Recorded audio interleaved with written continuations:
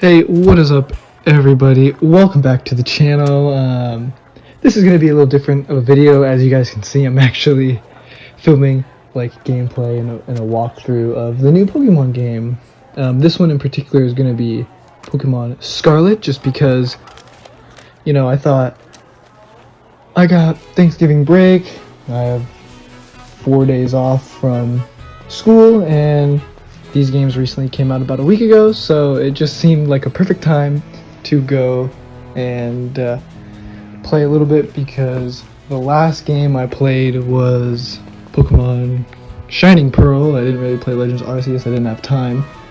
So having a game like Pokemon Scarlet seemed really interesting to me. And as you guys can see, I've already played the game for a little bit.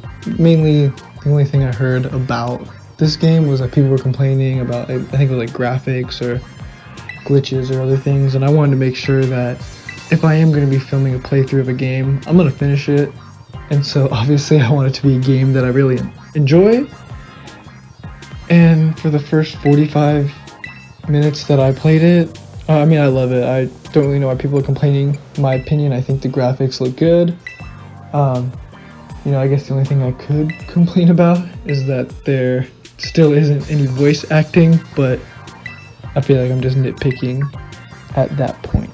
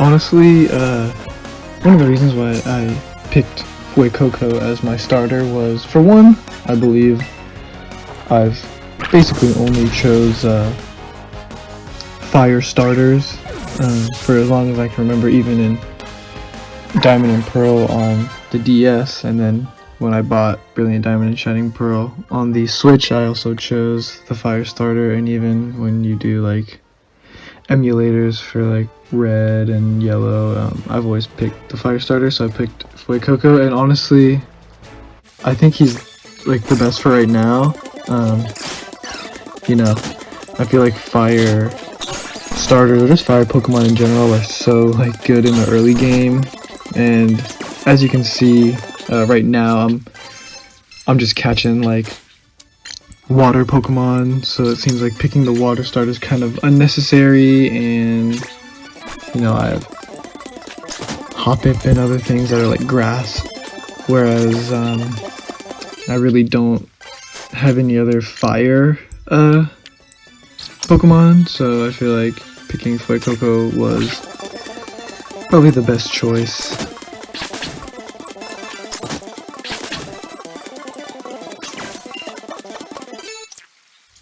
And right now, I'm not really too sure, but I think I am going to be either leaving in a little bit of me catching just like the wild Pokemon, or do kind of like what I did right here, where I sped it up and as I kind of explore the world for right now, because I feel like most people, I always, when it comes to the Pokedex, I always kind of want to have complete it, and at least with like the ones that have like region specific, or I guess game specific, I always try and complete their Pokedex. So even though I know I probably won't 100% the Pokedex because I don't have Pokemon Violet, who knows, maybe one of my friends will get it or something and we can trade. But for right now, yeah, I'm a sucker for trying to get everything, and yeah, it's just something I've always done, and I don't know, it kind of feels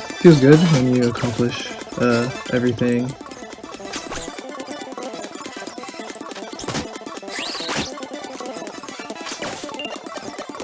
So normally I would kind of explore the city and try and talk to everyone, or the town, or whatever it is, but I kind of just want to go out and explore the terrain and catch the Pokemon. I think it is really cool that when you do pull up your map, it kind of shows you, or even like you don't even have to pull it up, it's just in the bottom of the corner anyways. It shows you kind of things like Fletchling and Ralts and all the other Pokemon that I guess you've registered into your Pokedex, kind of the area where they are, and I think that's pretty cool.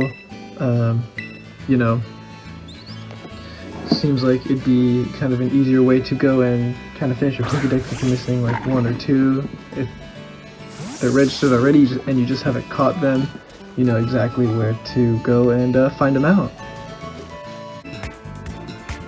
And I know, as you guys have seen, I've been catching Pokemon and I don't really rename them. I don't know, it's just not something I've done in any of my games. I feel like I'm not really creative enough or something to figure out names on the spot, and plus I just kind of like leaving them the way they are.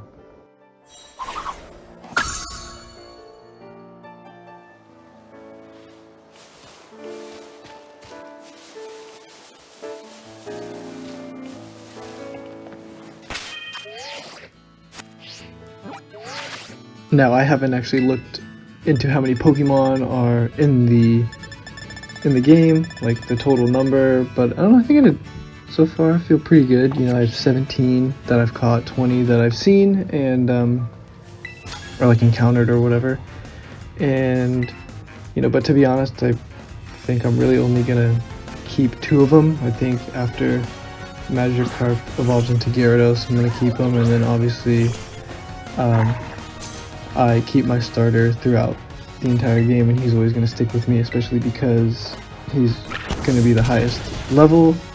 And one thing I do think is a little bit easy about these games is definitely like I guess the permanent XP share. You know, I remembered when you'd have to, like, if you wanted to get Gyarados, you had to throw out your Magikarp and then switch into something else. And I don't know, I felt like it was took a little bit more time in order to level up your Pokemon. So I feel like in some ways it is like more fun, where it's like you can easily and level up your Pokemon way faster compared to, you know, having to cycle and then either use potions or go to the Pokestop and heal your Pokemon so they don't die.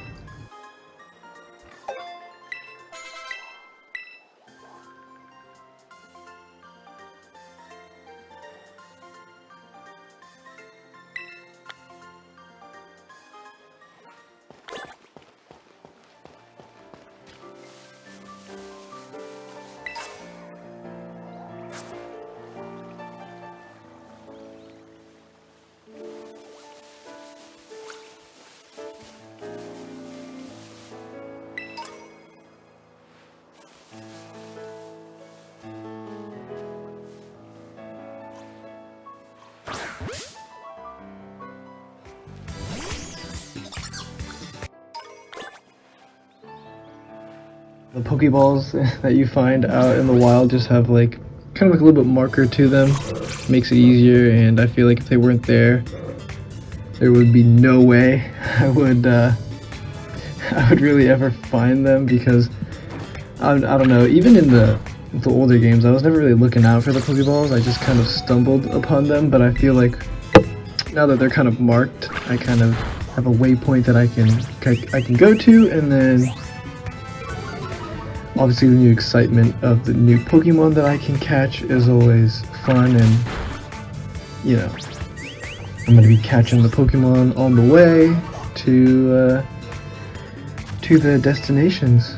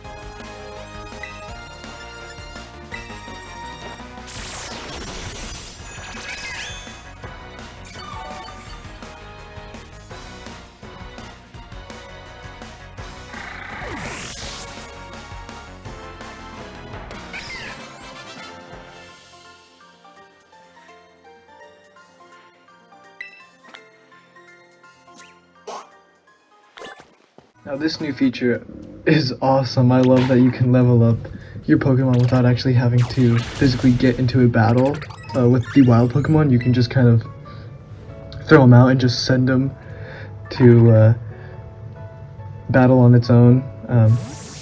Yeah, that's awesome.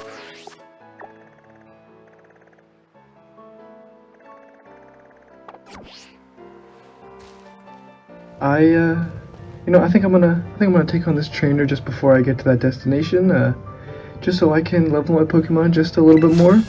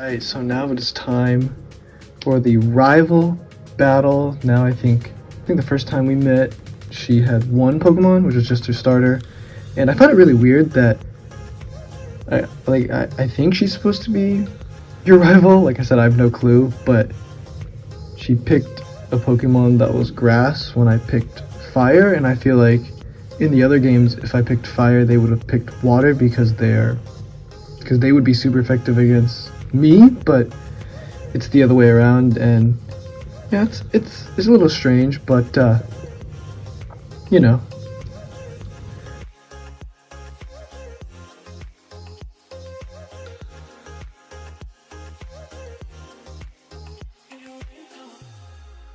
I mean, look, I just like two-shot her like starter Pokemon. I mean, come on, man. Seems like the beginning's a little too easy. Either that, or maybe just because I might be a little bit over leveled, just because, you know, you get XP from catching the Pokemon, and I've caught, I believe, around 20 now, and so maybe that gave me a slight boost, but I don't know.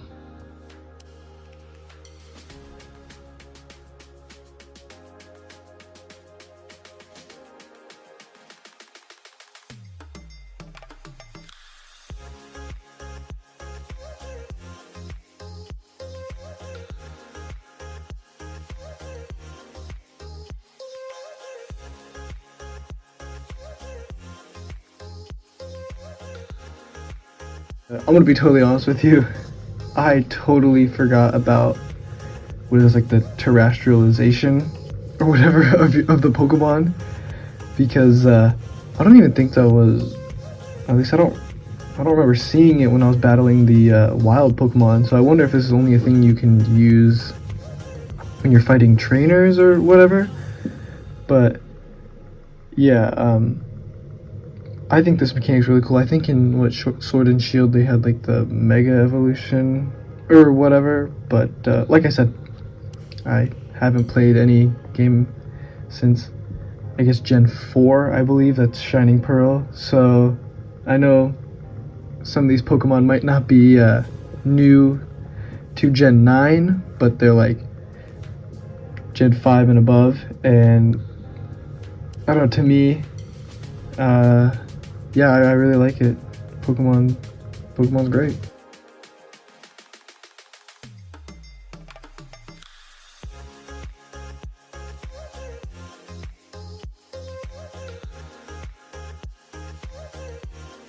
Oh wow, we get the first look at an evolution already in the first video. It's pretty cool.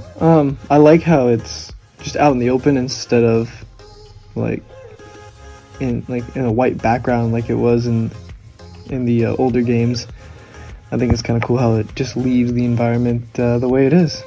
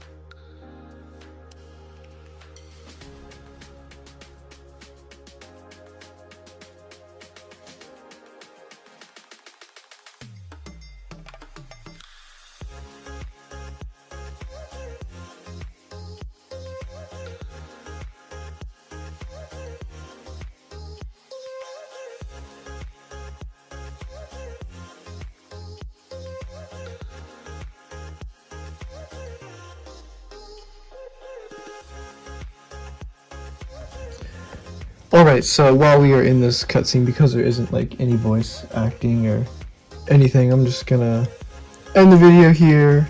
I think it's a good place to stop for right now. Thank you guys so much for watching part 1 of this video. If you want more, obviously like and subscribe. I'll try and get these out as soon as possible. And obviously this is the first time I've done anything like this. You know, I haven't really played or done a playthrough on this channel before, so starting to get a little bit used to it, trying to work out the little kinks and everything. So yeah, I'll try and get this out as soon as possible. So yeah, like I said, thanks for watching, and I'll see you guys in the next video.